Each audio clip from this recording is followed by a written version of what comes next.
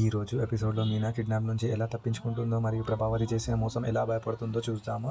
మీనాకి ఒక rowdy gang kidnap చేసి ఒక పాడు బిల్డింగ్లో కట్టి పడేస్తాడు. ఆ రౌడీ గ్యాంగ్ లీడర్ మీనాని పరిచయం ఉన్న వ్యక్తి పాత కక్ష వల్ల మీనా వాళ్ళు నరకాలని చూస్తూ ఉంటాడు. వాళ్ళు తన డ్రైవర్స్ ఫ్రెండ్స్ గ్రూప్లో మీనా మిస్సింగ్ మెసేజ్ పెడుతూ ఉంటాడు. ప్రతి డ్రైవర్ తన ట్రిప్ ఆపి మీనా కోసం వెతుకుతూ ఉంటారు. ఒక తాత ఇచ్చిన క్లూ వల్ల మీద ఉన్న దేవుడి బొమ్మ బాలు మరియు తన ఇంటి వాళ్ళు అందరూ ఆ బిల్డింగ్ దగ్గరికి చేరుకుంటారు. బాలు రాక చూసి రౌడీలు పారిపోతారు.